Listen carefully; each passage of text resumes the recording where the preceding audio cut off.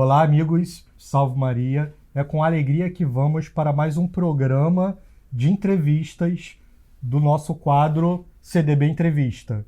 E para o dia de hoje, vamos conversar com o Anthony Wright sobre um tema que tem sido muito em voga, principalmente agora, com a campanha da Fraternidade de 2022, que é o tema da educação. E existe uma forma muito clara de se tratar a educação a partir de uma perspectiva católica. E aí eu acho que para isso o Anthony é uma pessoa muito autorizada para conversar conosco sobre este tema que é tão importante para os dias de hoje. Até porque, para apresentar aquelas pessoas que não conhecem o Anthony ainda, o Anthony é graduado em Artes Liberais pela Thomas More College of Liberal Arts, nos Estados Unidos, e em Direito pela PUC do Paraná. Também é mestre em Filosofia do Direito pela PUC de São Paulo e atualmente trabalha como chefe do Gabinete de Secretaria de Alfabetização do Ministério da Educação. Então é com alegria, Anthony, que dou aqui as boas-vindas e para a gente poder conversar sobre um tema que é tão importante. Eu gostaria que falasse um pouco, então, dessa sua experiência na educação lá nos Estados Unidos, né? Porque é uma dupla experiência, tanto no Ministério, como alguém que é obrigado a pensar educação, e também a partir de uma perspectiva de quem teve uma educação clássica nos Estados Unidos, em um outro ambiente de alta excelência. Então, eu gostaria que comentasse um pouco sobre isso e bem-vindo. Não, primeiramente, obrigado ao Centro Dom Bosco pelo convite, especialmente ao Álvaro, que está aqui comigo. Eu vou dividir, então, esse primeiro momento em duas partes. Um pouco, né, minha vida aqui no Brasil e depois falar dos Estados Unidos. E aí, talvez a terceira parte até, um pouco do Ministério. Eu, como o Álvaro disse, sou formado em Direito pela PUC São Paulo, PUC Paraná, perdão, foi a primeira graduação. Depois fiz um mestrado na PUC São Paulo.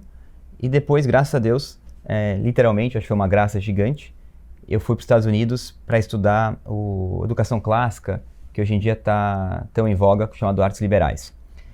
E eu acho que, como muitos brasileiros, até mais católicos, né, quando passa o período de graduação, mestrado, alguns doutorado, você acaba até tendo no Brasil, muitas vezes, uma educação técnica boa, né? Você, um engenheiro, por exemplo, são bem formados, a gente tem a Poli, o próprio ITA é muito bom. Para economia tem a FGV, IBMEC, enfim, tem faculdades boas. Mas o que muitas vezes carece é aquela faculdade com uma formação humana boa, né? Uma formação católica, realmente. Ou pelo menos a formação católica na cultura da faculdade, né? Se você ir, por exemplo, na paróquia da PUC e ter uma missa bem celebrada, ou você ter um pároco lá da capela da faculdade que está disposto sempre a atender confissão, e coisas desse tipo.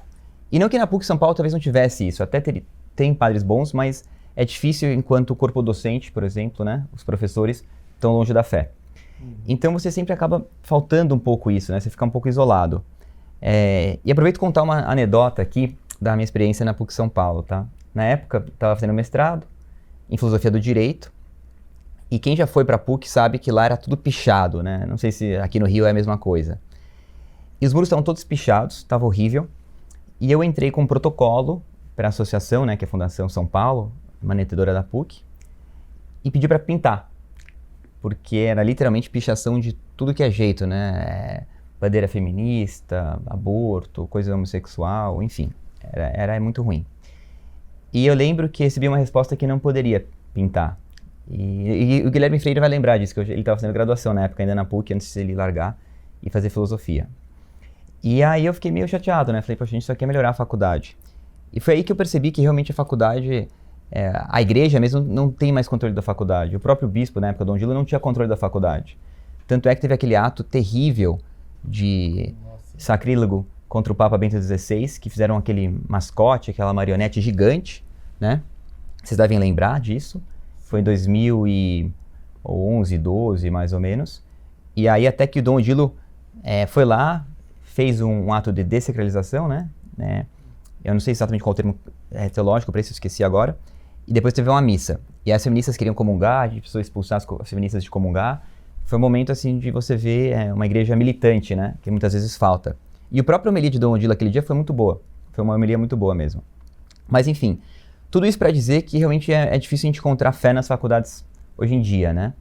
E o que me lembra até um texto do padre Shaw, que era um padre americano jesuíta muito bom, que falava como ir para a faculdade e não perder a fé.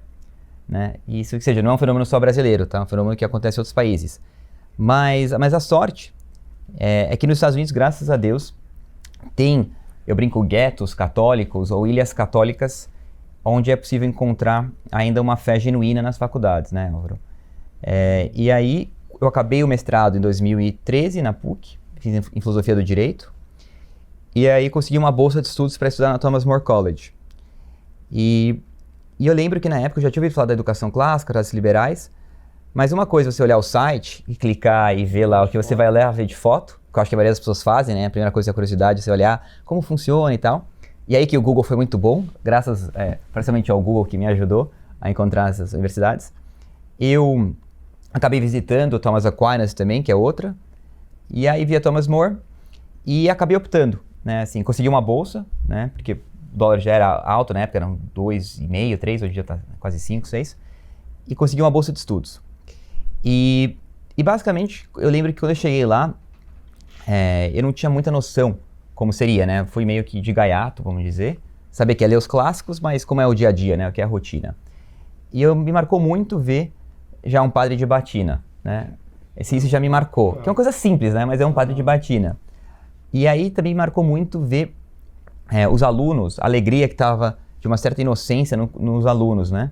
Aqui você via talvez uma faculdade, as pessoas, né, com aquele olhar já meio de ódio à igreja ou preconceito. Lá você via que a fé católica era uma fé realmente alegre, né? E uma alegria que realmente parte de uma das virtudes de esperança.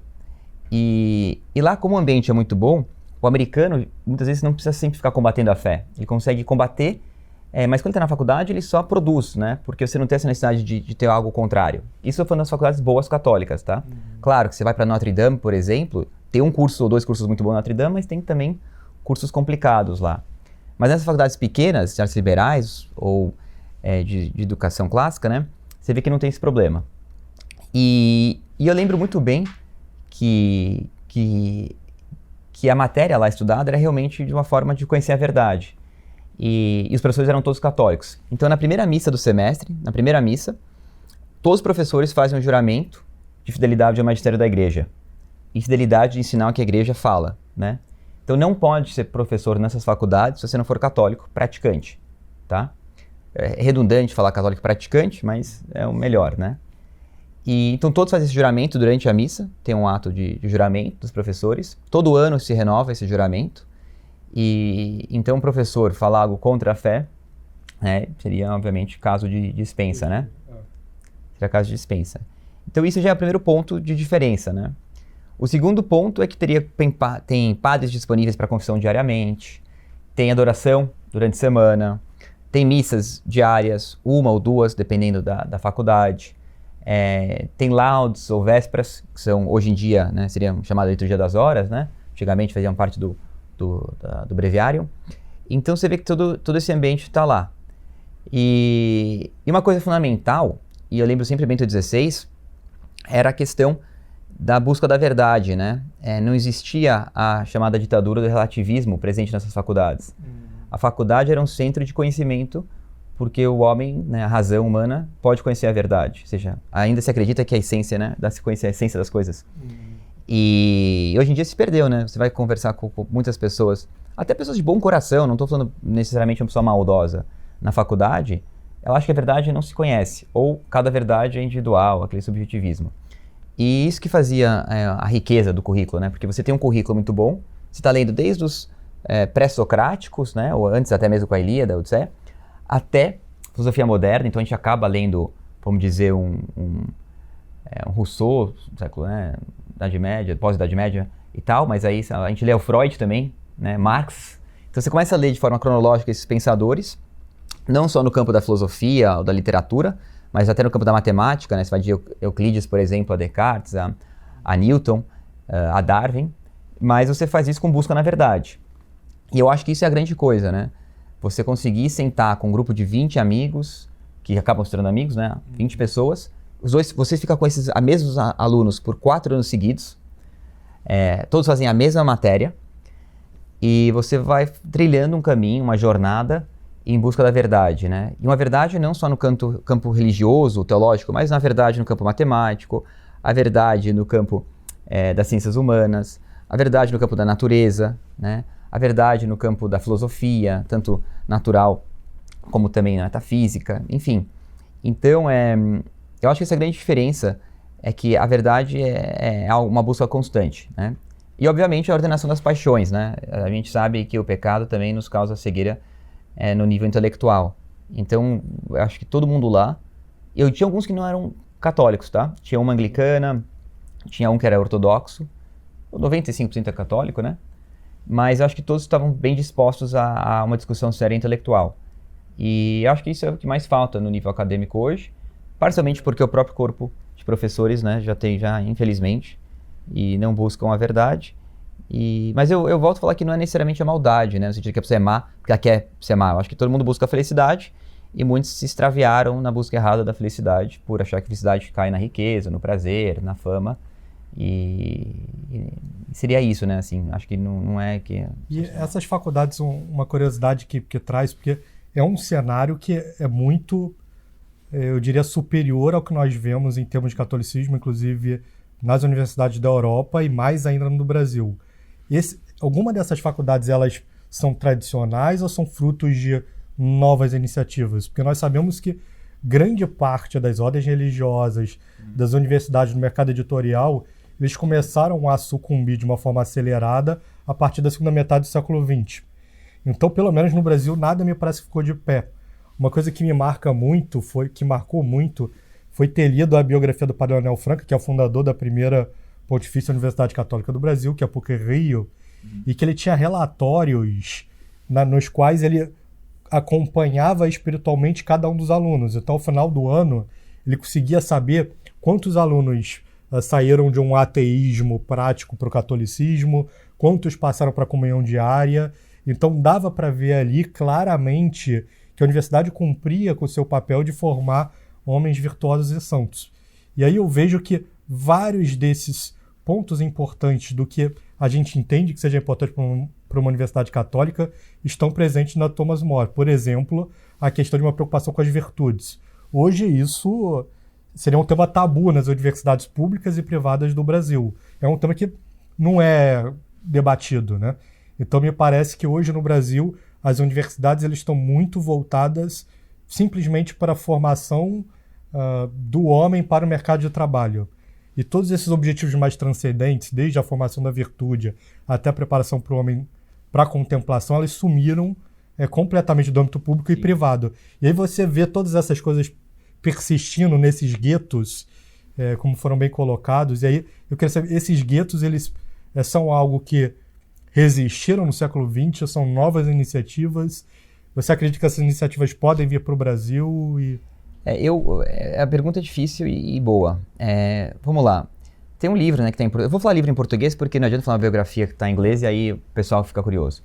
Tem um livro que está em português, que é aquele lá, Relatório de Yale, né? Que comenta um pouco como a perda do latim, do grego na faculdade de Yale, 1908, eu acho que é. Acho que é esse a data, tá? Mas eu posso estar errado, mas tá lá, Relatório de Yale. No título do livro tem. No título do livro tem a data. E o interessante é que já tinha essa queda de cultura para os clássicos, né? Voltado mais a uma educação matemática de quantificação mesmo, assim, de números, até por causa da questão industrial, né? De dinheiro, etc. Mas também o que aconteceu muito foi o rompimento, né? Você tinha os clássicos de um lado, as ciências do outro, né? Como se você segue dois caminhos, ou você segue as ciências, as letras, ou você escolhe a matemática. E a gente vê com o Newman, né? Fazendo uma introdução ao Instituto Newman aqui, você vê também que não, né? O Newman foi formado em matemática e letras em Oxford, né? Então você vê que não, que o certo é a pessoa ter capacidade de tanto saber latim bem, grego bem, e depois saber matemática bem.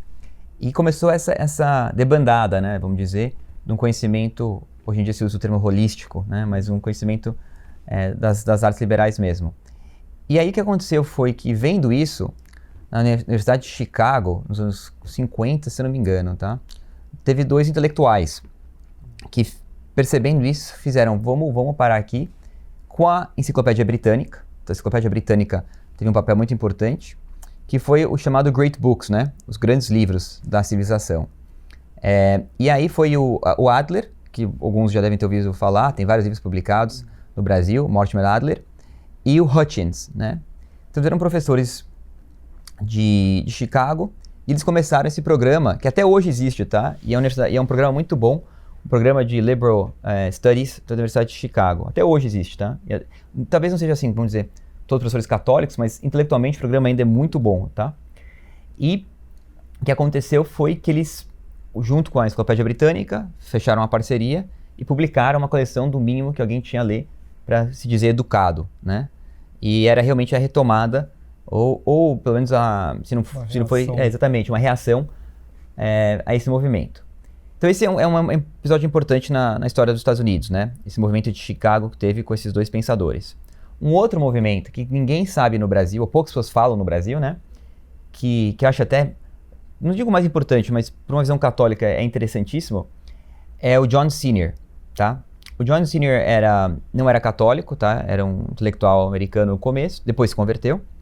Ele se formou, se eu não me engano, ele fez graduação, mestrado e doutorado na Columbia University. A Columbia University é uma das melhores faculdades dos Estados Unidos, faz parte daqueles grupos de Ivy League praticamente, né? Que são 6 faculdades, mas aí sempre tem umas 3 ou 4 que também são nesse mesmo nível, né? Tem Yale, tem Harvard, tem Stanford, enfim. E aí, o Chicago mesmo faz parte desses grupos, né? E aí o que aconteceu foi que ele saiu da Universidade de Columbia. Ele passou um tempo também, é interessante que ele também passou um tempo, teve contato com o que hoje em dia a gente conhece como perennialismo, né? Então é interessante quando ler a biografia dele sobre isso, bem pouco, né? E depois, ele tem uma biografia específica? Tem um livro que o Thomas More College publicou, que acho que é Restoration in John Senior e tal, mas tem que a Thomas More Press publicou o livro, tá? A faculdade que eu estudei. E quem escreve o livro, por sinal, é o abade, se não é o abade, é um dos monges do mosteiro tradicional beneditino de Clear Creek, em Oklahoma, tá? Então, em Oklahoma tem um mosteiro beneditino tradicional, né? Que um dos monges escreveu a biografia de John Senior, tá? E aí o que aconteceu? E depois eu conto como começou esse mosteiro, tá? Porque tá todo conectado. É engraçado. Você sabe que a gente tem os direitos... Sim, eu lembro. O Bruno até falou que eu lembro que ele tentei ajudar vocês. Isso. Tô esperando publicar. Então a tradução está avançada, então para as pessoas que estão nos assistindo, o outro vai continuar, mas nós temos os direitos das 2 principais obras, assim, só as 2 que eu conheço, não sei se tem mais em livros, que é A Morte da Cultura Cristã e A Restauração da Cultura Cristã. E tem uma passagem muito interessante, que tem um livro que esse é conhecidíssimo no Brasil, que é O Despertar da Senhorita Prim. Que é muito bom também. Isso, e que ele é uma obra de literatura, mas baseada em todo esse arcabouço intelectual do John Senior, né? Quem comentou, eu não li esse livro, e quem comentou, uma amiga minha comentou comigo esse livro outro dia. Foi publicado agora, né? Famosíssimo, né? É muito... toda... no meio... Porque conta a história de uma feminista que ela começa... parece que ela muda para uma cidade pequena, e aí ela começa a ter contato com o que é ser uma mulher real, com a simplicidade. Então tem tem um pouco a ver com essa estrutura, né? Tô tentando lembrar quem comentou comigo isso, mas alguém comentou comigo esse livro, acho que mês passado, por sinal. E ela chega a fazer a introdução de um dos livros, pelo menos na versão espanhola que eu li, né? Mas tem em português agora, não tem ou não? Não, em português é que a gente está traduzindo. Tá, entendi. Alguém comentou comigo esse livro há pouco tempo atrás. E aí o Senior, que o CDB vai publicar o livro dele, ele acabou indo para a Universidade de Kansas, tá? Faculdade estatal, né? Vamos dizer. A Universidade de Kansas é estatal. E faculdade estatal, obviamente, não pode ter religião, né? Assim, isso é como no Brasil, né? A Universidade laica. E ele e mais 2 professores, um deles o Dennis Quinn e o outro o Nellick, tá? Então, John Senior, Nellick e o Queens. Se não me engano, é esse o nome, Kings. E eles começaram um programa chamado IHP, Integrated Humanities Program, tá? E o IHP era você fazer como se fosse um core, né? 2 anos de artes liberais, educação clássica, para depois você partir para economia, física, matemática, literatura e tal. Então você fazia esses 2 anos e depois partia para o curso o chamado Majors nos Estados Unidos, né? Que é o curso final que vai estar o seu diploma. E aí, nesses 2 anos, era ler poesia, recitação. Os 3 estavam, como imagina a gente aqui, eu, você, mais um terceiro, os 3 professores, a gente tinha lido, sei lá, um capítulo, não sei, República de Platão. Depois a gente discute por meia hora, depois os alunos vão lá e começam a entrar na conversa. Era sempre assim. Ou começa a recitar um poema, então um aluno tinha que memorizar um poema. As classes eram sempre assim do senior, desculpa. E aí o que aconteceu? Começou a ter conversão, as pessoas começaram a converter. Então tinha aquele aluno que era meio hippie, né? Que fumava maconha, chegava em casa, não queria mais ver TV, queria ficar lendo. Aí chegava na aula, lembrava de poesia. Aí tinha aluno lá, acabava a faculdade e já casava. Outro começou a ir para mosteiro. E o senior era muito ligado à tradição católica, né? Então ele sempre recomendava ir para o mosteiro tradicional, que na época só tinha na França, não tinha nos Estados Unidos ainda. Então muitos foram para o mosteiro de Fanglambeau, que fica na França, que é o mosteiro que depois, né, da reforma litúrgica manteve-se o rito tradicional, fazia parte daqueles grupos mais ou menos Ecclesia Dei, vamos dizer, para simplificar, e junto com o Le Barru também, né, que era um outro.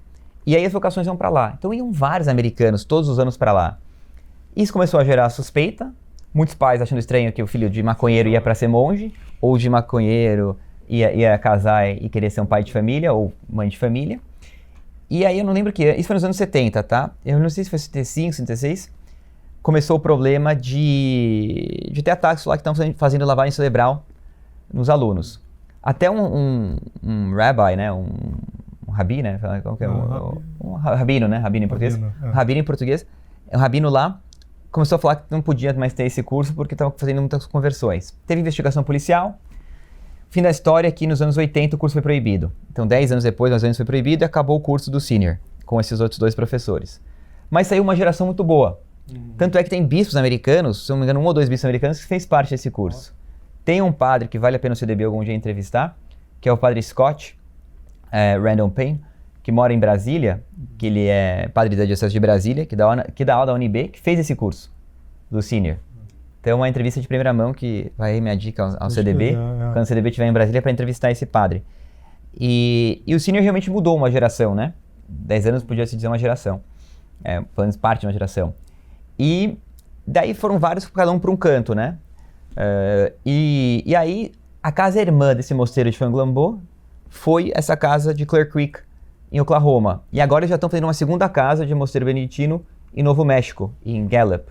Então você vê como os frutos de um grande homem, né, o senior, já gerou várias vocações. E aí dessa parte também gerou faculdades, um pouco voltando à sua resposta, né, à sua pergunta. Gerou o Thomas Aquinas College também, na Califórnia. E aí, que foi o primeiro, assim, católico, né, tinha o St. John's, que não é católico, mas tem um bom currículo de artes liberais.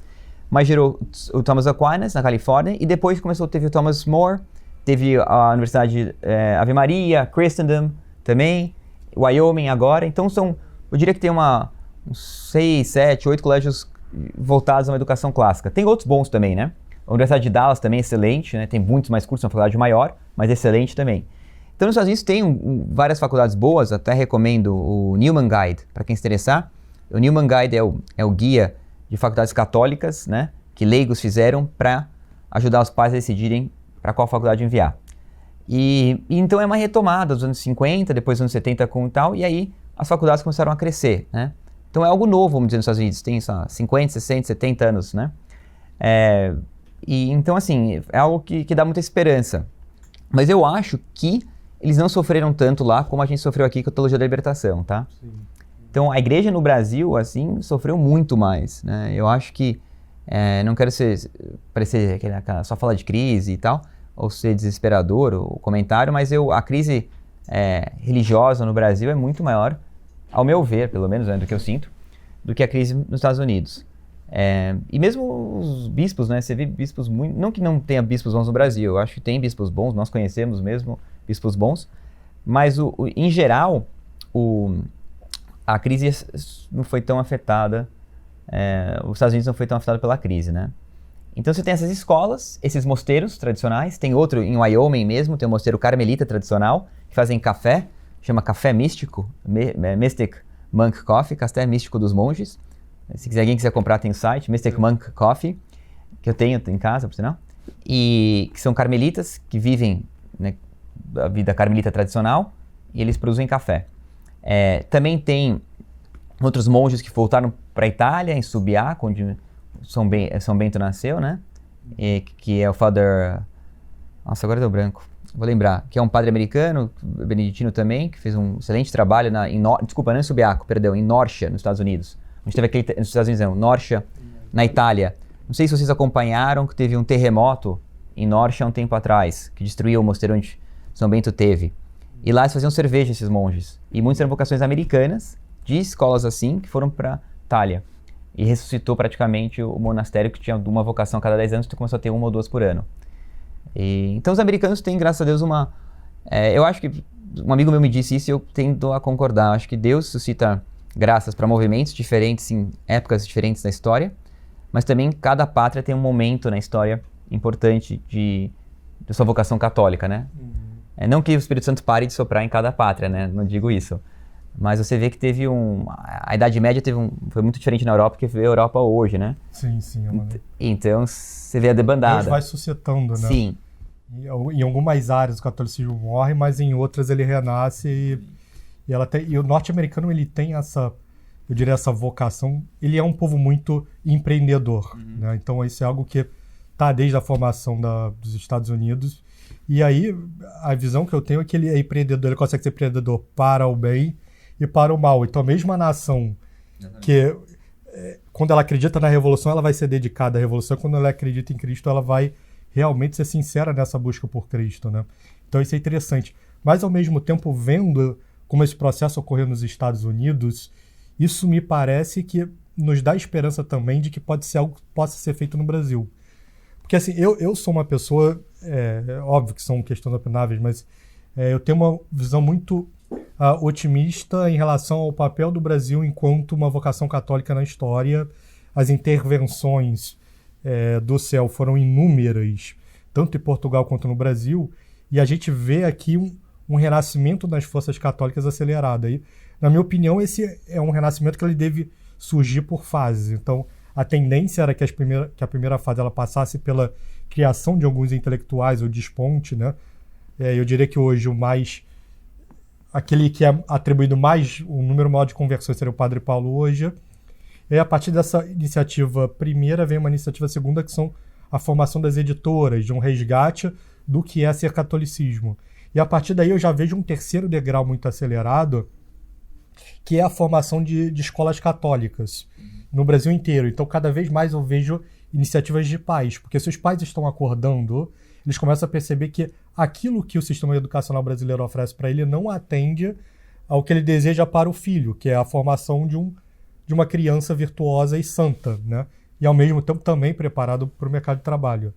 Mas nós vemos então os primeiros colégios surgindo, e se os brasileiros forem seguir então o caminho que parece ter sido apontado pelos Estados Unidos, tudo indica que no próximo nível de maturidade nós possamos vir a ter iniciativas de faculdades católicas. Então, eu já vejo, por exemplo, pelo menos iniciativas de pós-graduações católicas.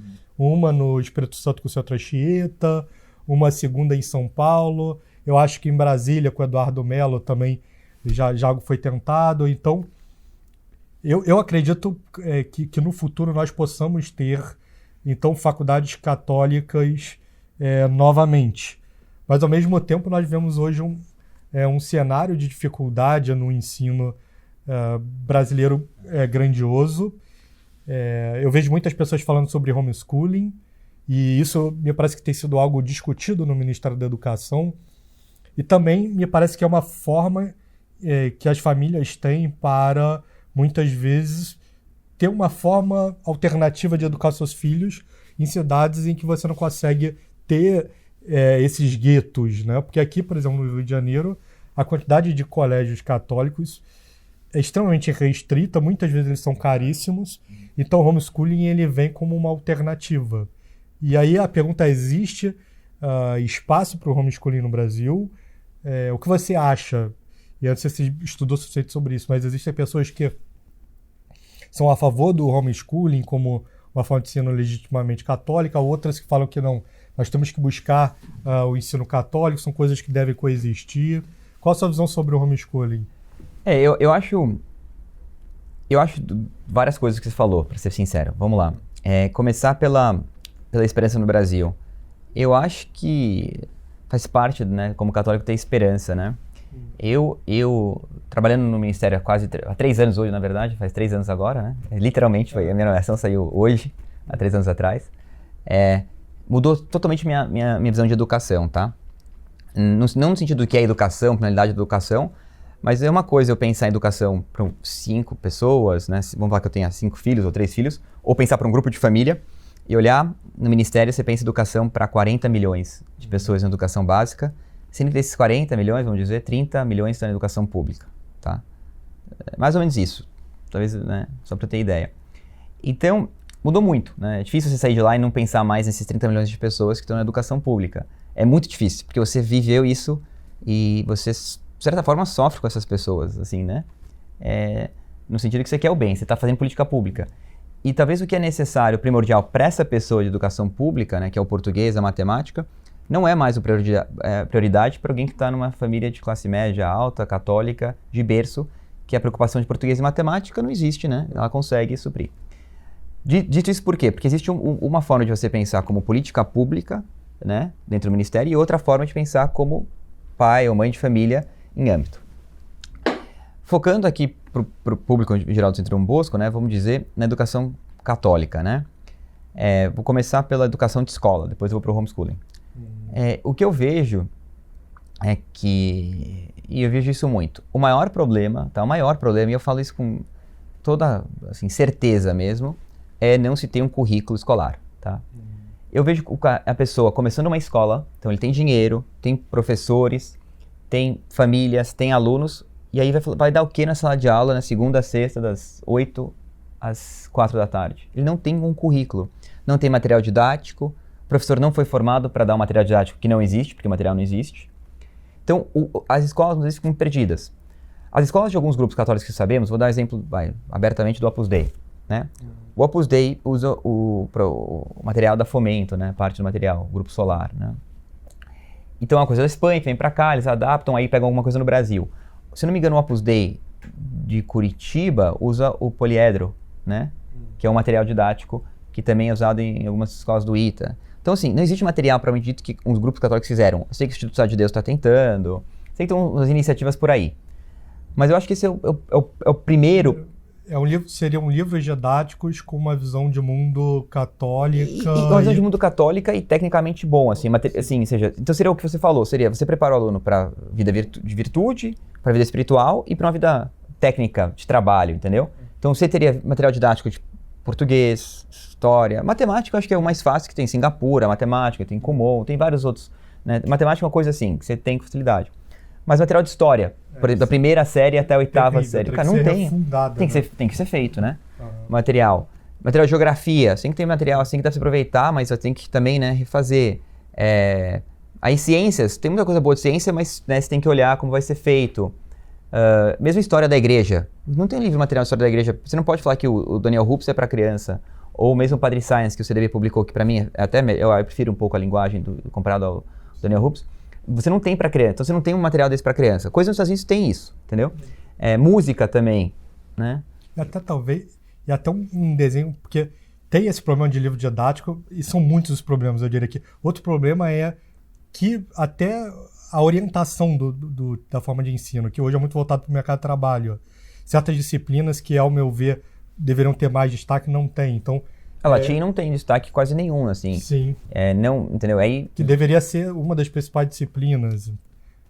Pelo menos para as pessoas, é isso que você falou. Considerando uma amostra de católica, famílias sem dúvida, que já estão preparadas. Então, o latim... a gente conversou numa entrevista anterior com o Lucas Lancaster. E um dos livros que eu li recentemente, que é O Sentido Católico da História, do Guerra Ranger. Então, ele abre também um viés, por exemplo, fala muito da história da igreja e da centralidade, porque se nós estamos falando aqui de uma educação principalmente para católicos, né, então é ter a ideia de que toda essa história ela só existe para a contagem do número dos eleitos, e que Deus a todo momento ele age na história. Então, a história da igreja dentro desse contexto, que é a sociedade dos eleitos, ela ganha uma centralidade, tudo tem que ser pensado na história a partir dela. E, no entanto, a gente tem um material de educação que não consegue dar essa visão, porque ele tem uma visão materialista, secular, marxista, secular, etc.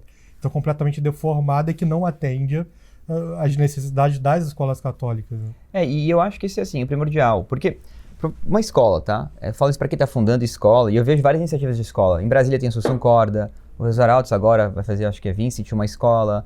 Tem a escola, acho que é mais tradicional, assim, tanto em tempo, né? Digo, a escola da própria Associação Cultural Monfort, em São Paulo, que já tem, acho que, muito tempo. Legionários tem escola.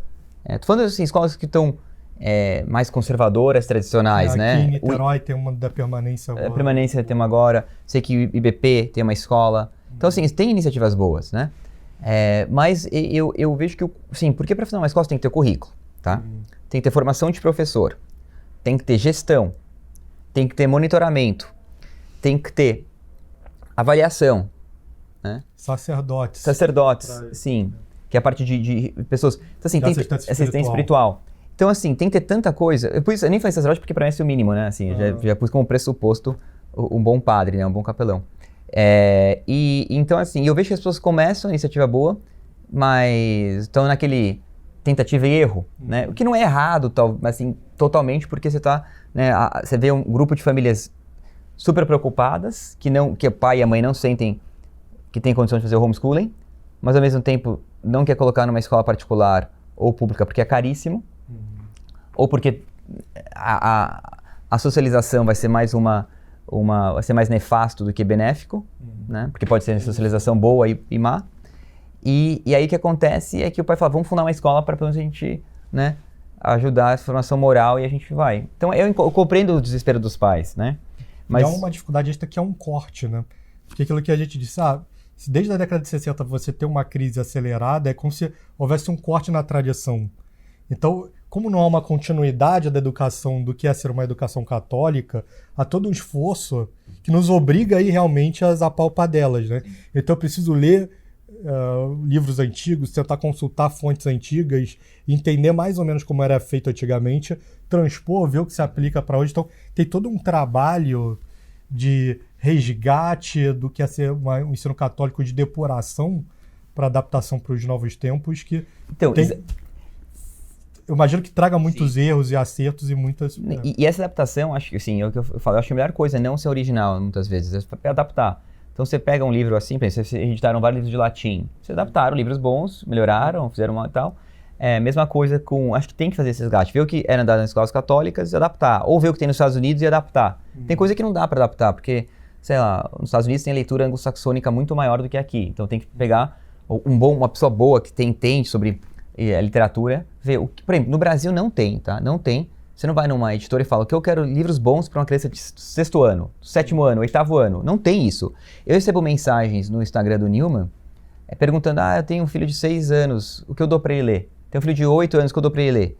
E eu tenho que responder, eu não sei, porque primeiro, eu estudei em escola, né, britânica a minha vida toda, depois para fora, e depois eu pergunto para as mães que fazem educação auxiliar para mim falar. E as mães falam, a gente troca figurinha entre as mães, a gente também não sabe.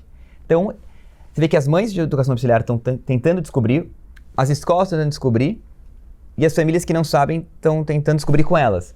Então, eu acho que uma coisa prática é as pessoas que são intelectuais, assim, e gostam de pesquisa, é sentar e falar, vamos fazer uma lista de livros para ler, né, de 6, 7, 8, 9, 2 anos, vamos criar um grupo de 5 professores fazer livros de história, livros de geografia, né, porque eu acho que tem mercado e é um passo.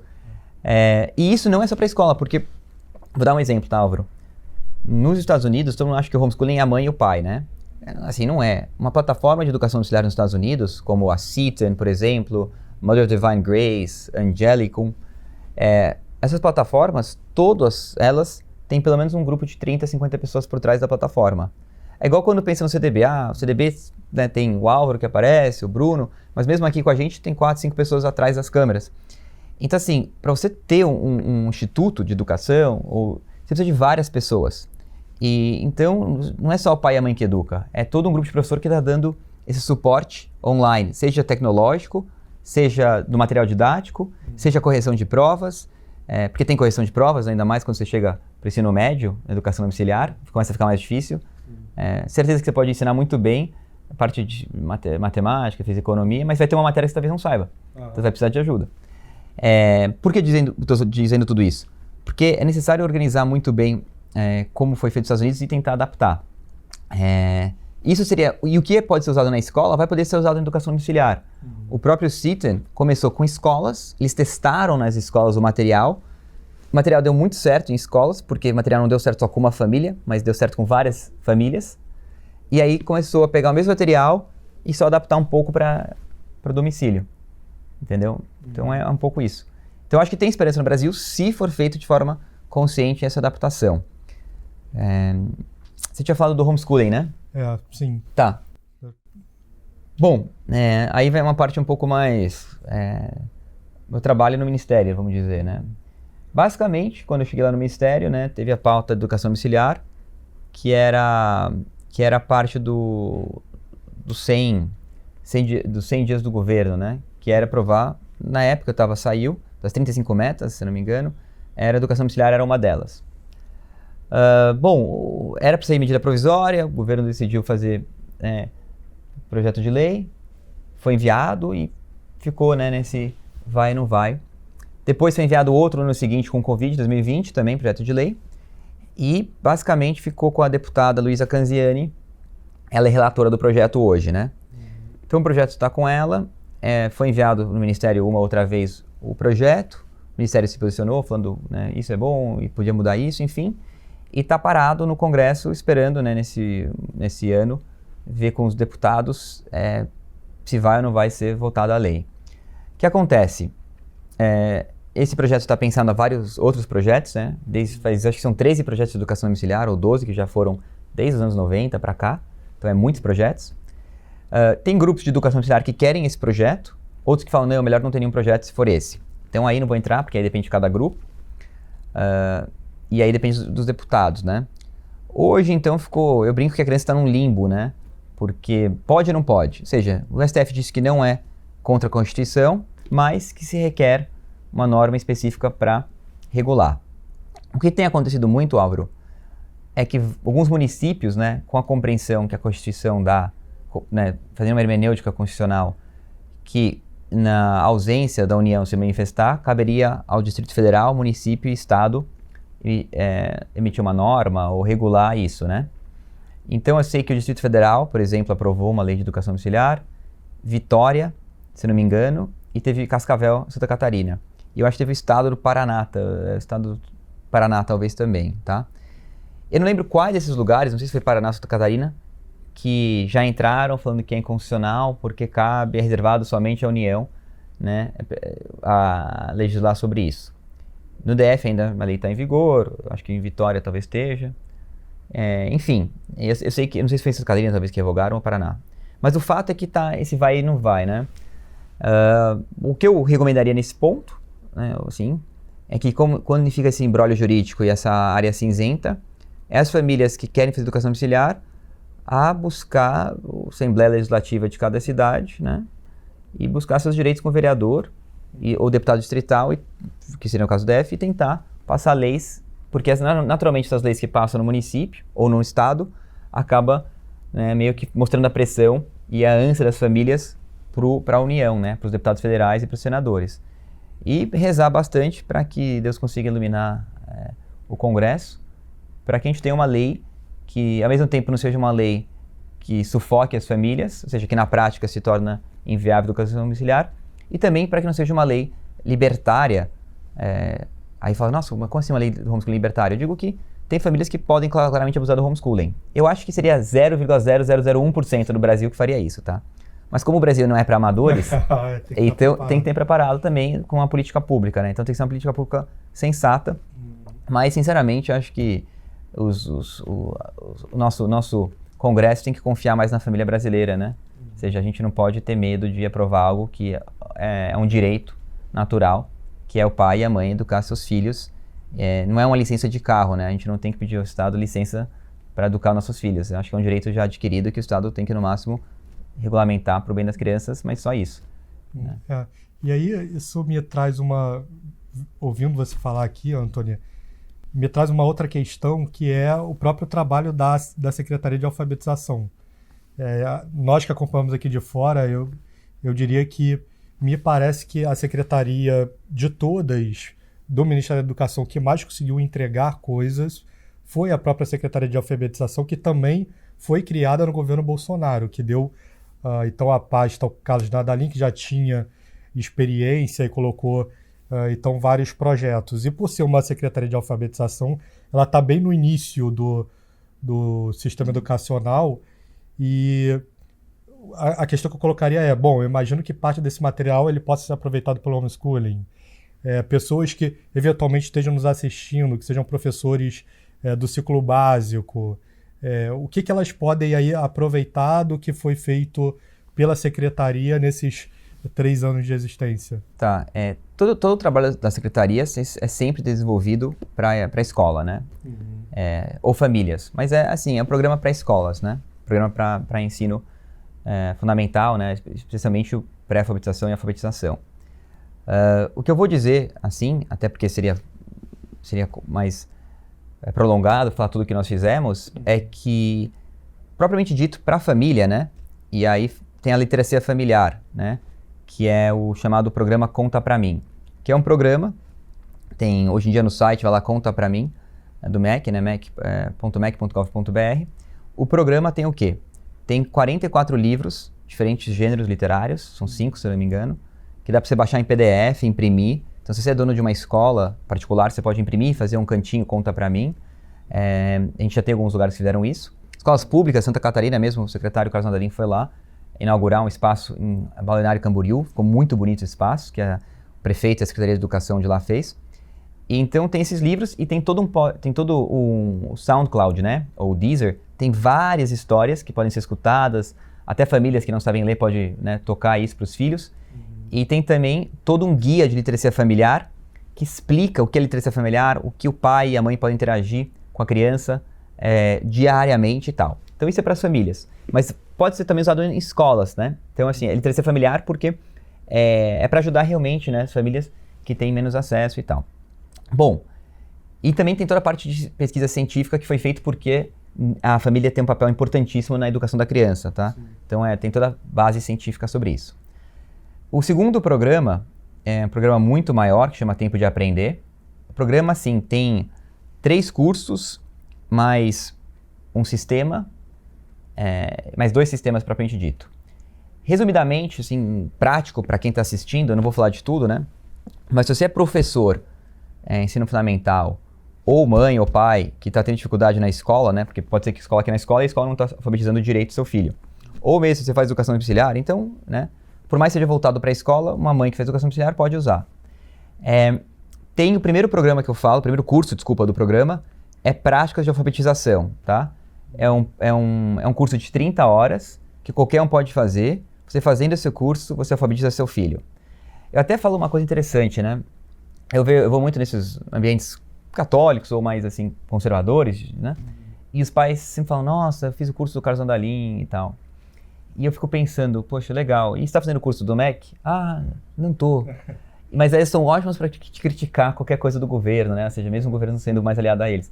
E eu brinco, poxa, o curso que não é o curso dele, né? O curso que foi feito com vários especialistas, de Portugal também tem outro curso, é 1000 vezes melhor que o curso que ele fez. Assim, nem se compara, assim, né? Incomparável. É igual pensar num celular, aqueles telefones lá que você ficava rodando assim e atende, e pegar um iPhone 13 Pro Max e tal. É nesse nível. Então assim, o que eu falo entrem no site do Ministério, porque nem tudo que o MEC faz né, não é ruim, pelo contrário, tem muita coisa boa.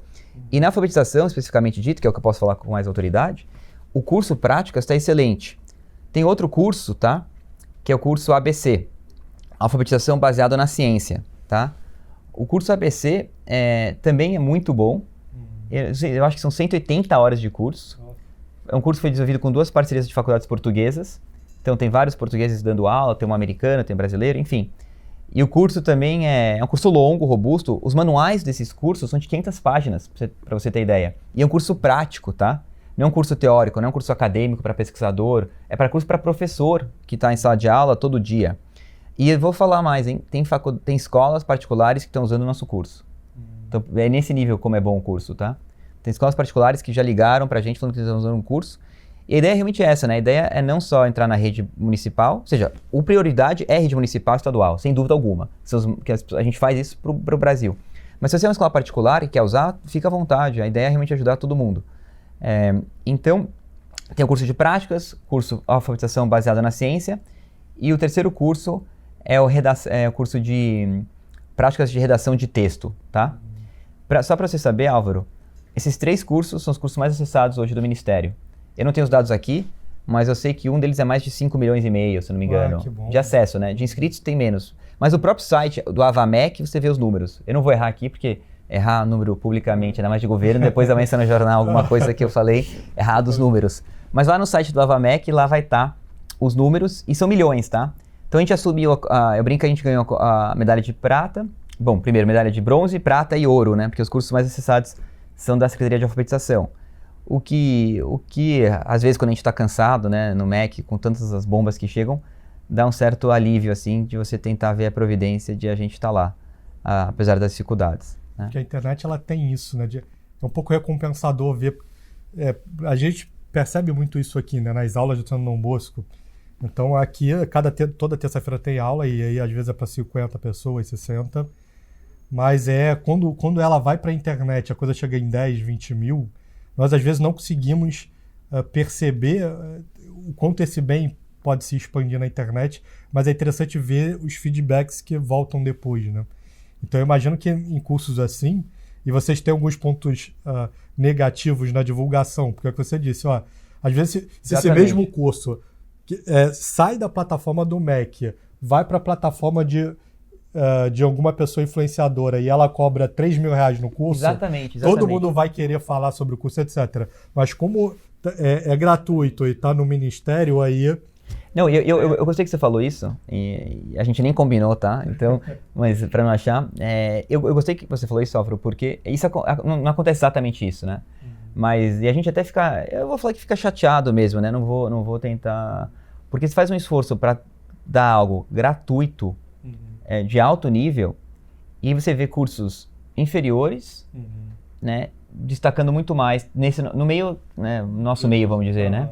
E isso é um pouco frustrante, porque, não sei, eu acho que... E é um meio nosso que sempre reclamou, né, do MEC. Ou seja, quantas vezes eu já vejo entrevista alguém falando, não, o MEC tem que fechar. É um certo preconceito. Eu falo, poxa, não é porque o MEC não funcionou no governo do PT, do PSDB, que ele não pode funcionar exatamente, agora. né? E eu não tô falando que o MEC funciona...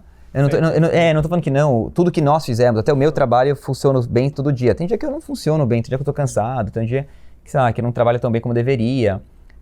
Eu acho que todo mundo tem esses dias, eu não vou mentir. Tem dia tem vezes que a gente olha pra trás e fala, nossa, se a gente tivesse, né, se a gente soubesse ter feito isso diferente. Mas eu acho que tem coisas muito boas, assim, né? E não é, sabe, não é arrogância, e também não vou ser modesto que tudo que nós fizemos, sabe, mas eu acho que tem coisas muito boas que nós fizemos. Quando eu digo nosso, não digo só o Carlos, né? Tem 2 diretores que estão lá, que é o Fábio, tem o William, tem o Daniel que está no gabinete, tem o Eduardo Salinave, tem a Thalita, tem a Duda, tem pessoas que já saíram e entraram, tem o Maurício. Então tem várias pessoas que entraram e saíram na secretaria nesse tempo. Você ficou lá um tempo no INEP. Então, sim, é um Big Brother lá, né? O Ministério. Então, assim, é difícil o trabalho. E eu acho que, assim, as pessoas têm que ver que tem o trabalho do governo, que um grupo vai fazer, e tem o trabalho fora, que é o que o CDB faz, né? Que tem algumas vezes, né? Tem intercala, né? Claro, alguma coisa... Eu não acredito na dualidade de vida, né? Tem coisas que intercalam. Igual lei natural, lei positiva intercalam. Tem coisas que intercalam também, governo, né? Espiritual. Mas eu acho que tem coisas muito boas no Ministério que eu recomendo, né? Eu vou deixar, não sei, depois do vídeo a gente deixa os links do que eu falei, autores, nomes, descrição de cada coisa que eu falei, pro pessoal dar uma olhada. Mas eu acho que seria isso, do Ministério seria isso. Eu acho que tem coisa muito boa que as escolas públicas, particulares, os pais, os professores, enfermeiras, assistente social, quem trabalha com crianças em geral, babás até, né, que se interessam, enfim, deve usar, e que trabalha em creche, eu digo babás, mas que trabalha em creche, na verdade, né, deve usar. Na parte do governo seria isso. Legal. Acho que conseguimos caminhar bem na entrevista. Eu tenho uma última pergunta que escapa um pouco desse escopo educacional. Falam muito hoje em Paulo Freire, né, que foi alçado durante os governos revolucionários do PT e PSDB a grande patrono da educação brasileira, e ele representa uma visão, eu diria, revolucionária em grande parte marxista da educação. E aí, a questão que eu colocaria, eu tenho certeza que o senhor não é um dos maiores fãs do Paulo Freire, é se você fosse propor um nome para patrono da educação brasileira, quem seria e por quê? Bom, vamos lá. É um tema polêmico, né? Então, assim, ainda mais no governo, eu sempre falo que menos tema polêmico, menos dor de cabeça na segunda-feira com entrevista em mídia. Mas, assim, o fato é que, para quem não conhece o Prêmio Paulo Freire, a história, né? Bom, Paulo Freire, né, teve toda a questão de ele sair do Brasil, aí seria, né, a questão da ditadura militar, o regime, enfim, não vou entrar nisso porque, né, estou dando uma aula de história para falar sobre isso.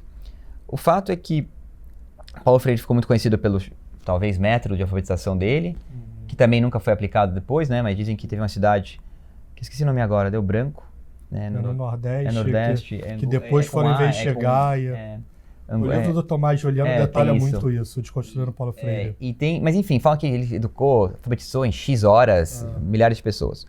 Mas o fato é assim, a ideia do Paulo Freire ser esse L é como se fosse um símbolo, né? Como se fosse um mito para o centro-esquerda ou para a esquerda. E o que me preocupa mais é que eu li o Paulo Freire esses últimos anos, li 4 obras dele. 3 obras e outra obra é uma coletânea de cartas. O fato é que o Paulo Freire, o problema maior assim, é que ele tem uma visão errada de ser humano. A visão antropológica do Paulo Freire é equivocada, partindo do pressuposto católico, claro, né? Ou da verdade, né? Aristotélico, se quiser. Nem pega aristotelista, só pega aristotélico, tá? E não tem uma visão adequada das paixões humanas, não tem a visão adequada do que é o Estado, do que é o governo, não tem uma visão adequada do que é a educação. E os livros dele são livros de panfleto político, né? Então, assim, como livro de panfleto político, ele fez um excelente trabalho. Mas um trabalho que, obviamente, alguém que é cristão não pode concordar, né? E aí, assim, eu acho que você falar que o Estado é laico e ter alguém que não é laico como patrão da educação já é um problema, né? Porque, assim, Paulo Freire não é um laico, ele tem uma visão metafísica, se quiser dizer, equivocada, né? É materialista, na verdade, então nem seria metafísica, né? Ele tem uma antimetafísica materialista. E ele faz, assim, em vários trechos ele faz apologia a Mao Tse-tung, apologia aos regimes totalitários que teve na China, né? Então, assim, é triste pensar. É igual, imagina a gente ter um patrão de educação favorável ao nazismo. Cara, assim, seria horroroso você ter um patrão de educação favorável ao nazismo ou favorável ao fascismo. Eu acho que ninguém ia querer um patrão de educação favorável ao Mussolini ou um patrão de educação ao Hitler. Eu acho que, assim, é de chorar uma nação como o Brasil ter um patrão de educação favorável a qualquer regime totalitário, tá? Então, o comunismo é só mais um desses regimes absurdos. Esse é o primeiro problema, não vou entrar... E, assim, a pedagogia do Paulo Freire não é uma pedagogia, né? Ele usa o termo pedagogia, mas é uma panfletagem e tal. Mas eu não quero entrar muito nisso porque é meio conflitoso. Agora, respondendo quem seria o patrono... e uma coisa interessante, tá, de Paulo Freire. Paulo Freire, ele tem um autor que gosta do Paulo Freire, que é o Haddad, não o ex-ministro da Educação, acho que é Sérgio Haddad, é outro, que escreve um livro sobre Paulo Freire, uma biografia, recente até foi publicado, que ele mesmo, num trecho lá, ele fala que a gestão do Paulo Freire como secretário de Educação do governo da Erundina, para quem não sabe, Paulo Freire ficou nos anos 89 a 91, se não me engano, nessa época como secretário da Educação de São Paulo. Ele passou 1 ano e meio, ele tentou sair, pediu demissão. 3 pessoas que estavam perto dele já saíram, porque não aguentaram a má gestão dele, tá? E aí a Erundina, parece um grupo, pediu para ele ficar mais um tempo, ele ficou mais, acho que 6 meses, se não me engano, e saiu. Pediu demissão de novo. Ou seja, ele não era nem um gestor bom. Aí eu falei, não, mas ele era um ótimo pedagogo e um péssimo gestor.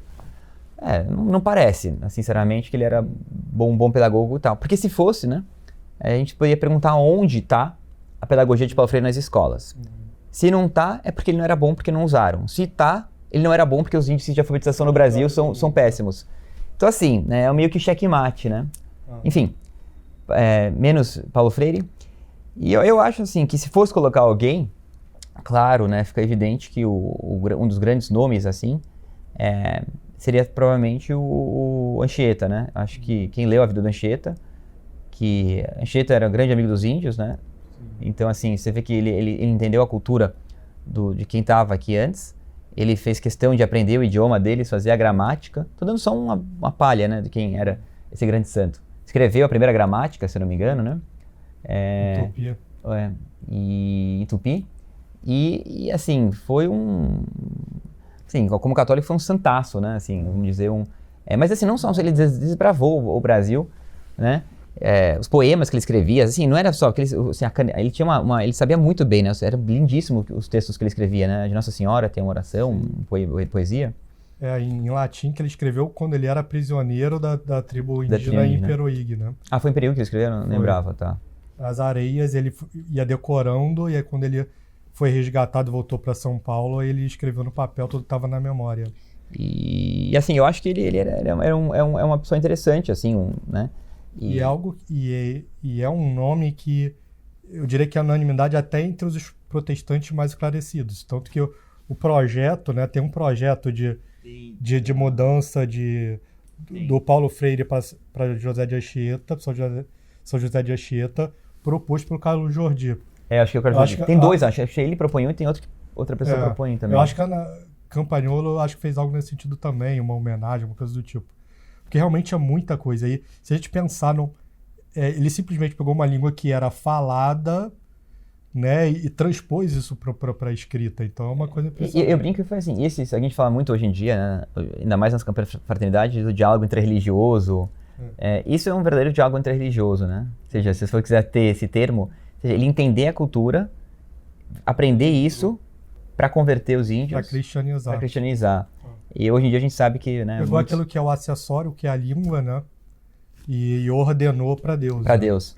Ele fez catecismo, poemas em tupi, E você vê que ele tinha assim, desculpa, ninguém vai fazer isso por mera gosto da filologia, né? Ele vai fazer isso por amor à alma daquele outro indivíduo que está lá, que ele quer ver o bem, né? Quer apresentar Jesus Cristo. Então, assim, Anchieta seria um grande nome.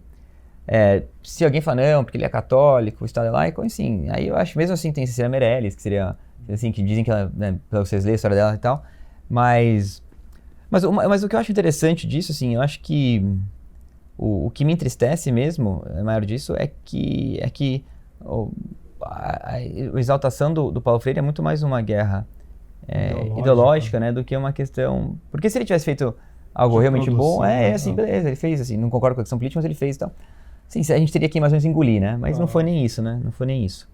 Agora, no campo de política é isso, vamos ver, né? Acho que faltando esse ano, não sei se isso vai ser, acho que não vai passar isso no Congresso esse ano, acho que ainda mais agora, porque o STF, né, teve uma decisão que são em honra ao Paulo Freire, mudar qualquer premiação.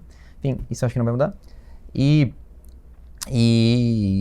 da questão de governo em geral, é a questão do só, né, que não está nem comigo, né, a questão do homeschooling propriamente dito no Ministério, mas sei que está na educação básica, mas é a pauta que muitos se esperam.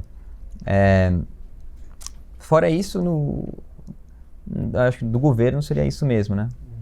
Então, eu acho que é isso. Conseguimos caminhar bem na questão da educação. Eu espero que todas as pessoas que eventualmente nos assistirem aqui tenham gostado. Para mim foi um grande momento de aprendizado, Antônio. Então, agradeço pela sua atuação no Ministério, os estudos que você tem divulgado pelas redes sociais. Eu queria aproveitar esse momento final para então agradecer, deixar a última palavra para você e também uma forma de contato para as pessoas que estão te acompanhando. Sei que você tem um trabalho no Instituto Newman, Sim. Que inclusive tem página no Instagram. Então, se quiser deixar uma página aí para o pessoal seguir, fique à vontade. Tá, então, o Instituto Newman, na verdade, começou em 2020, né? Perdão, 2020 exatamente. E a ideia era bem básica, assim, era como se fosse um hobby, não tem uma finalidade, até porque eu trabalho no governo, então não tem nenhuma finalidade lucrativa, é algo de hobby mesmo, porque eu estava cansado nesse primeiro ano de só ficar coisas burocráticas e tal, e quis um pouco voltar a ler bons livros. Então a gente queria fazer um congresso, o congresso não deu certo, mas a ideia é ler os clássicos, né? Mas ler os clássicos a sério. Tanto é que levamos os clássicos a sério, seria o lema do Instituto Newman. Então tem base, tem como, né, patrono o santo St. John Henry Newman, que foi um santo que era anglicano, né? Teve um trajeto de conversão espetacular. Recomendo aqui, quem não leu, leia a Apologia Pro Vita Sua, que é a Apologia Pro Vita, né, que ele escreve sobre a vida dele mesmo, Newman. E a gente pegou ele como patrono, então chama Instituto Newman de Educação Clássica. E a ideia, um dos pilares é divulgar realmente educação clássica lendo os livros clássicos, né? Então, é uma coisa você assistir uma palestra eu falando sobre Shakespeare, por exemplo, ou sobre Santo Agostinho ou São Tomás. Outra coisa, nós lemos juntos, de forma organizada, sistemática, uma parte da Suma, uma obra de Santo Agostinho como Confissões, e aí discutir isso de forma organizada com um tutor, né? Então a gente tem feito isso, geralmente um livro por mês, geralmente a gente começa em março, então deve começar no próximo mês, né? Então a gente tem isso é um dos braços do Instituto Newman. E todas as aulas são método socrático, então é ao vivo, a cores, né? Pela internet, por causa da pandemia. Outra coisa que a gente tem feito agora também é o sábado clássico. Então, uma vez por mês agora, a partir desse ano, começamos com Dom Bosco até, foi essa semana passada. Vamos pegar um tema de educação clássica, educação católica e falar. Então, a gente pegou Dom Bosco, né, em janeiro. Em fevereiro agora a gente vai anunciar essa semana quem vai ser o próximo tema. Então, sempre sábado, geralmente vai ser o penúltimo, último sábado do mês. Vai ser presencial e ao vivo, então vai ser híbrido o evento. Sábado, das 10 ao meio-dia, vamos pegar um tema e falar por 2 horas. Esse presencial... Está sendo em Brasília, presencial. Foi junto esse primeiro com a Biblioteca São Tomás de Aquino, tá? Foi junto com a Biblioteca São Tomás. E aí a gente vai fazer uns junto com São Tomás, vamos fazer outros institutos. A ideia a gente vai fazer também um em São Paulo, que chamaram a gente de São Paulo, então vou aproveitar a gente de São Paulo para unir. Então a ideia é realmente fazer uma vez por mês sábado clássico, e divulgar, né, temas católicos e clássicos. E aí terceiro ponto nosso é exatamente isso. A gente quer realmente, de uma forma muito concreta, criar essa rede de escolas católicas de networking. Então a gente não quer ser dono de nada, a gente simplesmente quer fazer os pais conversarem com escolas, escolas conversarem com escolas, pais conversarem com os pais, e as pessoas trocarem figurinhas, né, para ver o que pode ser feito nesse âmbito de educação católica e clássica, para eventualmente poder um auxiliar o outro, né? A gente acha que aquela coisa de uma mão lava a outra mesmo, né? Então, tem Instagram do Instituto, vou deixar embaixo aqui. Tem o site também. E aí, quem quiser entrar em contato, querer realmente se aprofundar na educação clássica e católica, até se alguém quiser ir para os Estados Unidos para uma faculdade dessa, terei imenso prazer em auxiliar os passos a passos. Tem o menino agora que está indo, né? Que ele vai, talvez, já agora em junho, julho. E teve um que já foi. Sei que tem muitos indo, tem 5 brasileiros lá nos Estados Unidos estudando. Então, quem quiser ajuda para ir para os Estados Unidos, fazer o application form para lá, a gente também tem feito esse trabalho. E esse trabalho é de graça, assim, de ajudar a pessoa a ir para lá. A gente não cobra nada, é realmente só para ajudar, né? Porque a gente acha que é importante a pessoa ir para lá e depois voltar e ajudar a Terra da Santa Cruz, né? Então, seria isso. Agradeço novamente a todos aqui presentes, especialmente o Álvaro que está me entrevistando. E se alguém tiver qualquer dúvida sobre o Instituto Newman, entrar em contato comigo. Quem não conhece o Dom Bosco, acho que todo mundo conhece que está assistindo, né, ou quiser saber mais, só entrar em contato com o Álvaro. Isso aí. Então, muito obrigado, Antônio. Obrigado a todos que estão nos assistindo aqui. Até a próxima entrevista e que viva Cristo Rei.